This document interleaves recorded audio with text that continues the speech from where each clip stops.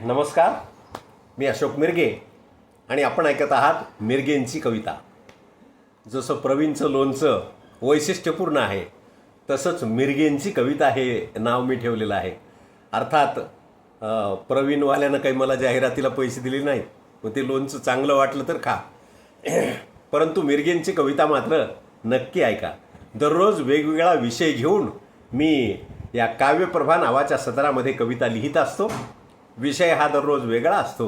आज एका विषयावर मी भाष्य आणि कविता सादर करणार आहे आणि तो विषय म्हणजे तुकाराम महाराजांच्या अभंगातली एक ओळ.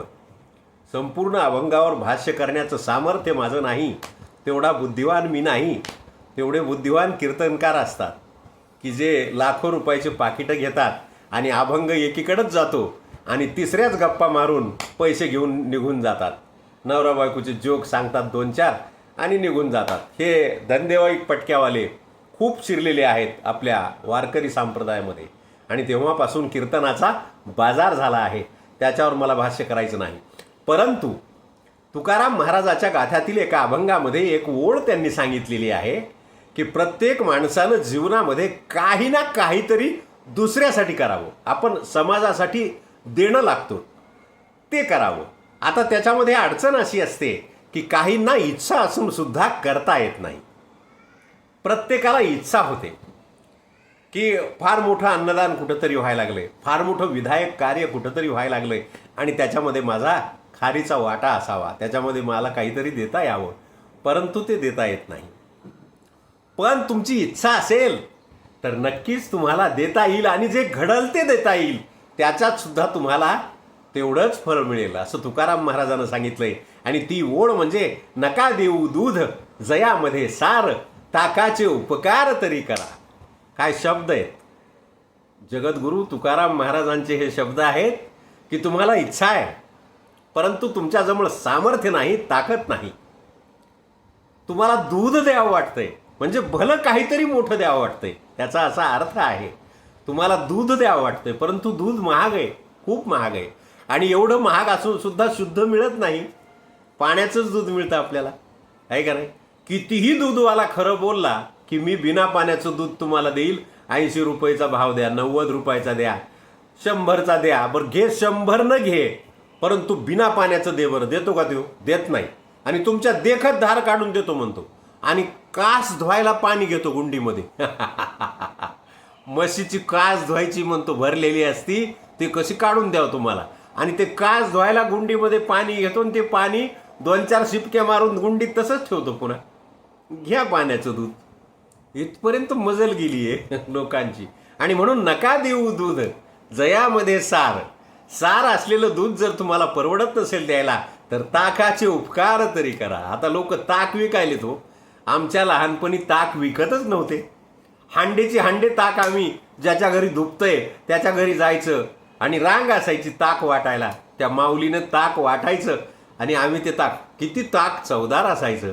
आता पैसे देऊन ताक सुद्धा चवदार मिळणं असा काळ आलेला आहे.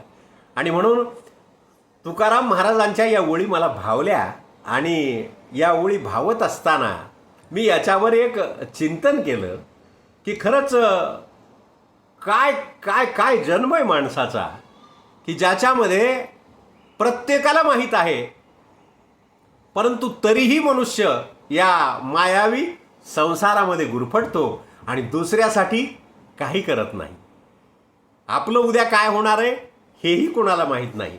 पण माहीत नसताना सुद्धा शेवटच्या क्षणापर्यंत त्याची आपल्या घरच्यासाठी तळमळ असते. आणि म्हणून मला याच्यावर थोडं लिहावं वाटलं आणि ते लिहिलंय मी. ते दिव्य लोकप्रभानं प्रकाशित केलंय, ते मी तुम्हाला आज ऐकवणार आहे. ऐकूया. नका देऊ दूध जयामध्ये सार, ताकाचे उपकार तरी करा. या ओळीवर हे केलेलं भाष्य आणि ही कविता. उद्या कुणाचे काय होणार हे भाकीत ज्योतिषालाही माहीत नसते. उद्या कुणाचं काय होणार हे भाकीत ज्योतिषालाही माहीत नसते. पण मला काहीच होणार नाही हे प्रत्येकाच्या मनात गृहीत असते. प्रत्येकाला वाटतं.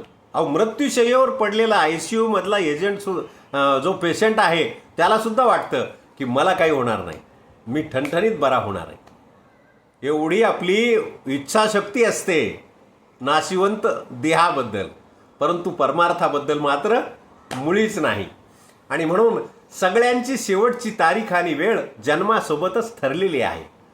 सगळ्यांची शेवटची तारीख आणि वेळ जन्मासोबतच ठरलेली आहे. फक्त आपल्याला कळत नाही की कुणाची पायरी भरलेली आहे. आणि ते कळालं असतं तर लोकांनी आधीच आवरासावरी करून ठेवली असती. म्हणूनच होता होईल तेवढं सगळं नेहमी चांगले वागत जा.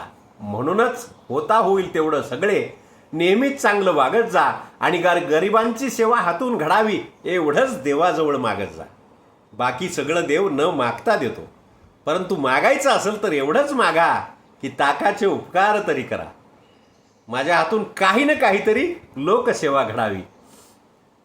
पाण्यातला मासा चोचीत टिपायला नदी काठावर जसा बगळा असतो, दृष्टांत दिलाय मी. पाण्यातला मासा चोचीत टिपायला नदी काठावर जसा बगळा असतो, 4 अभंग पाठ करून जोग करणारा त्याच्यापेक्षा काही वेगळा नसतो. आणि म्हणून त्याला मदत करू नका, त्याच्यावर उपकार करू नका, त्याला सहकार्य करू नका. काही गरज नाही, तो गरजू नाहीच आहे. सगळ्या त्याच्या कडक इस्त्री आणि ढोंगाला उगीच बळी पडून भुलू नका. त्याच्या कडक इस्त्रीला आणि ढोंगाला उगीच बळी पडून भुलू नका. आणि लाखो रुपये वर्गणी करून त्याला पाकिट देऊन हार घालू नका. काही गरज नाही. त्यानं कुठलंही सार्थक होणार नाही, पदरात पुण्य पडणार नाही. गरजवंतांना दूध देणं जमत नसेल तर किमान ताक तरी देऊन बघा.